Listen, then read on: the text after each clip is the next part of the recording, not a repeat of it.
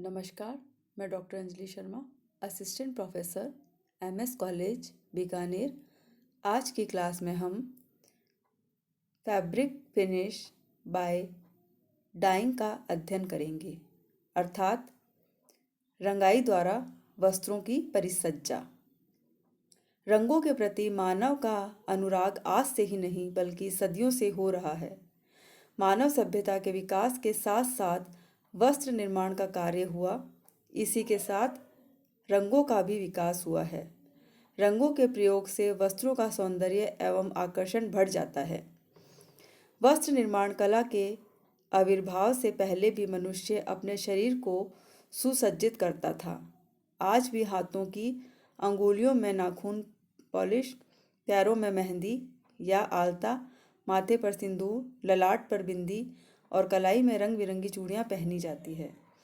रंगों का हमारे मनोभावों पर गहरा प्रभाव पड़ता है। कुछ रंग गर्म होते हैं तो कुछ रंग ठंडे। लाल, पीला एवं नारंगी रंग गर्म होते हैं। ये खुशी, हर्ष, उल्लास एवं चित्त प्रसन्नता को दर्शाते हैं तथा शुभ कार्यों के लिए उपयुक्त माने जाते हैं। ये रंग खुशियों के प्रतीक होते हैं। नीला, हरा एवं बैंगनी रंग ठंडे होते हैं और खुशहाली, शीतलता, शांति और संतोष के सूचक होते हैं। श्वेत रंग पवित्रता का द्योतक होता है।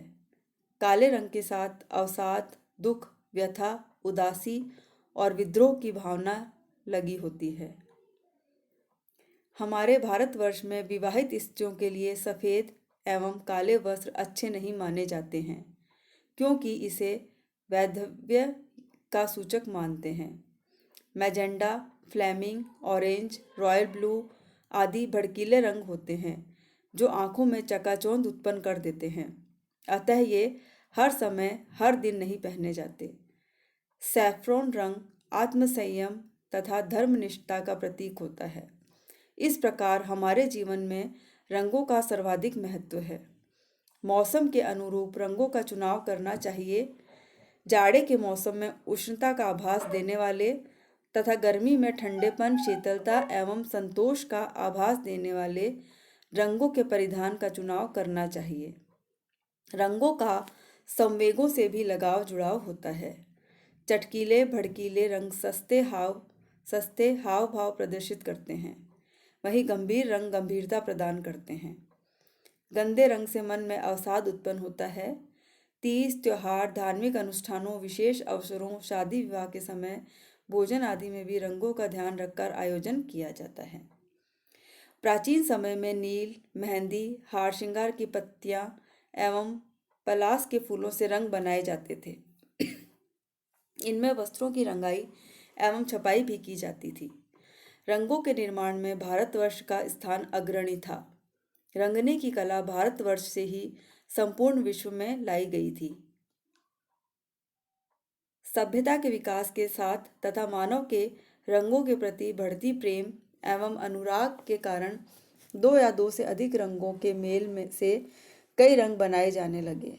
इस प्रकार रंगों के निर्माण में निरंतर विकास होता गया। अब सिर्फ रंगों के निर्माण में ही विकास नहीं हुआ बल्कि वस्त्र को कई प्रकार से रंगने एवं छापने की कला भी खोज निकाली गई। विभिन्न रंगों से सुसज्जित वस्त्र न केवल वस्त्र को आकर्षक बनाते हैं बल्कि मन को प्रसन्नता, खुशियों एवं उल्लास से भर देते हैं तथा आंखों को भी सुख पहुंचाते हैं। कई रंग शीतलता एवं निर्मलता की भावना उत्पन्न करते हैं। इस प्रकार रंग वस्त्रों को अक्षुण्ण सौंदर्य प्रदान करते हैं। Types of dies.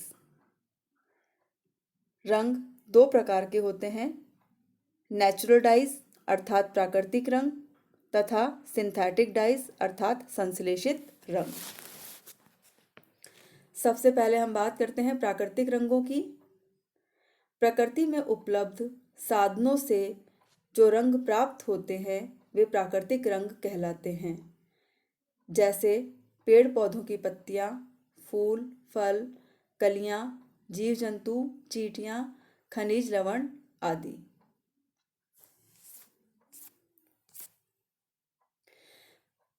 प्राकृतिक रंग की भी प्राप्ति स्रोत के आधार पर 3 प्रकारों में बांटा गया है। वेजिटेटिव डाइज अर्थात वनस्पतिज रंग, एनिमल डाइज अर्थात प्राणिज रंग तथा मिनरल डाइज अर्थात खनिज रंग। वेजिटेटिव डाइज अर्थात वनस्पतिज रंग प्राचीन समय में पेड़ पौधों की छाल, तने, टहनियों, पत्तियां, फूल, फल, कलियों आदि से रंग प्राप्त किए जाते थे। इनमें प्राप्त रंगों से ही वस्त्रों को रंगा जाता था। हाथ एवं पैरों को भी इन्हीं रंगों से रंगकर सुसज्जित किया जाता था। आज भी कई रंगरेज रंग प्राप्ति के लिए प्राकृतिक स्रोतों से जैसे जामुन, कत्था, हल्दी, मेहंदी, केसर, पलास के फूल, हरसिंगार के फूल आदि का प्रयोग करते हैं। रंग प्राप्ति के लिए पलास, केसर, हारसिंगार तथा टेसू आदि के ताजे फूल को तोड़कर पानी में पकाया जाता है। जब रंग तैयार हो जाता है तो वस्त्रों को इसी रंग में रंग लिया जाता है। इस प्रकार से फलों से भी रंग प्राप्त किया जाता है, जैसे जामुन, अनार, बहेड़ा, हरड़, आंवला, पोए आदि को कूटकर भिगो दिया जाता है। तत्पश्चात इन्हें धीमी आंच पर पकाया जाता है और फिर रंग निकालकर वस्त्रों को रंगा जाता है। उत्तर प्रदेश, कश्मीर तथा हिमाचल प्रदेश में अखरोट के छिलकों का उपयोग भी रंग निकालने में किया जाता है। पेड़ों की छाल से भी रंग निकाले जाते हैं। कत्था पेड़ की छाल से ही निकलता है। मेहंदी के पत्तों का उपयोग हाथ, पैरों एवं बालों को रंगने में किया जाता है। मेहंदी से बालों को रंगने का प्रचलन आजकल काफ़ी बढ़ भी गया है। संश्लेषित रंगों के बढ़ते साइड इफ़ेक्ट्स को देखते हुए प्राकृतिक रंगों से वस्त्र को रंगने के लिए फिर से अब जोर दिया जा रहा है। एनिमल डाइज अर्थात प्राणिज रंग। ये रंग कुछ विशेष चींटियों, मछलियों, कीट पतंगों आदि से प्राप्त किए जाते हैं। कॉकनिकल नामक कीट से गहरा लाल रंग प्राप्त होता है।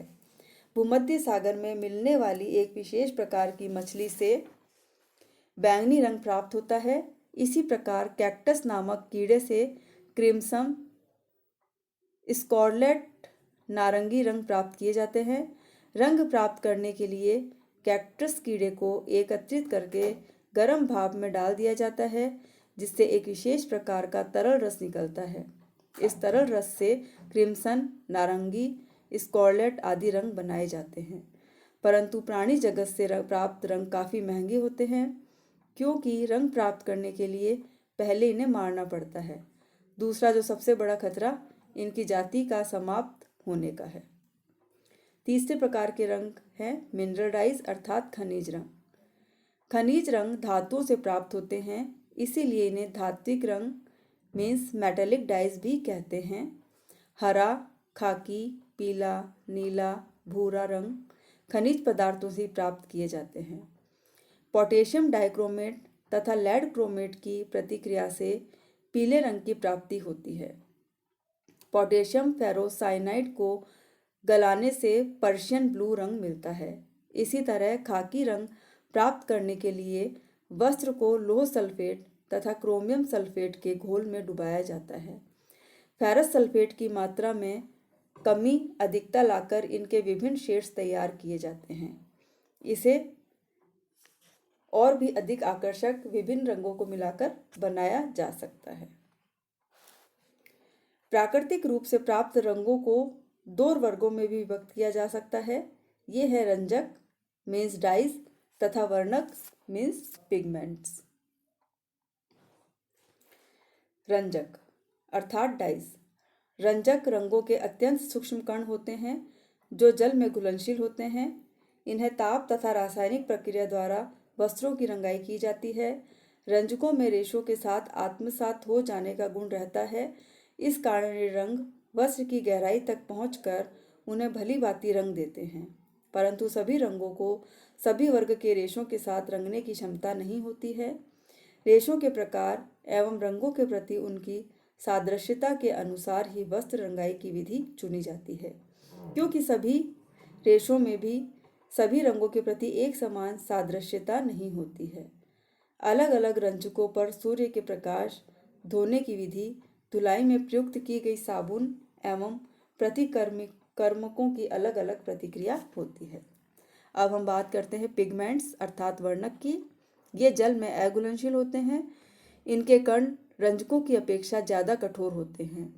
ये अपारदर्शी होते हैं तथा वस्त्र की गहराई तक न जाकर सतह पर ही चिपक जाते हैं, परंतु इन्हें सतह से चिपकाने के लिए सटाने वाले पदार्थ का उपयोग किया जाता है। विभिन्न प्रकार के वर्णकों की भी सूर्य प्रकाश, हवा, धूप, धुलाई की विधि एवं प्रतिकर्मकों के प्रयोग आदि के प्रति विभिन्न प्रतिक्रियाएं होती है। वर्णक रंजकों की अपेक्षा सस्ते होते हैं। ये सरलतापूर्वक वस्त्रों को रंगने में काम आते हैं। अब हम देखते हैं रंजक एवं वर्णक में अंतर। सबसे पहले है रंजक।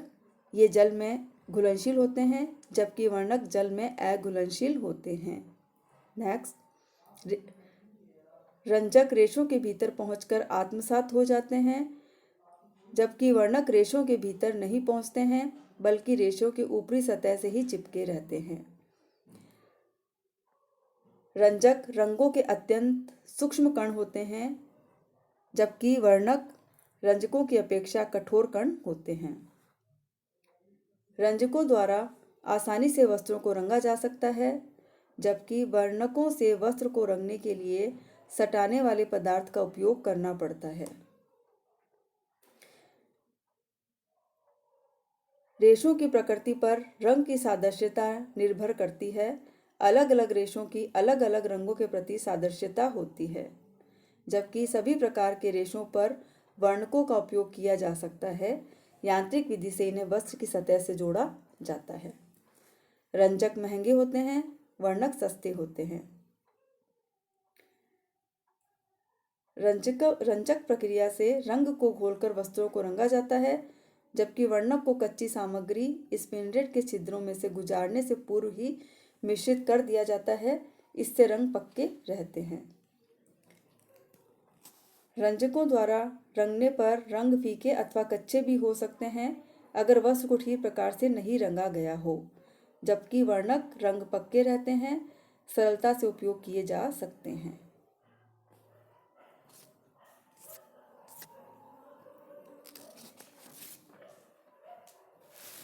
एक बार हम पुनः प्राकृतिक रंगों के बारे में देखते हैं। ये 3 प्रकार के होते हैं: वनस्पतिज, प्राणिज तथा खनिज।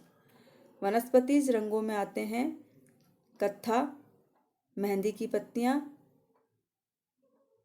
तने के फॉर्म में जो हल्दी होती है, फूलों में जैसे हार श्रृंगार, पलास, केसर, टसू तथा फलों में जामुन, अखरोट, अनार, पोए, जिनसे कि वस्त्रों को रंगा जा सकता है।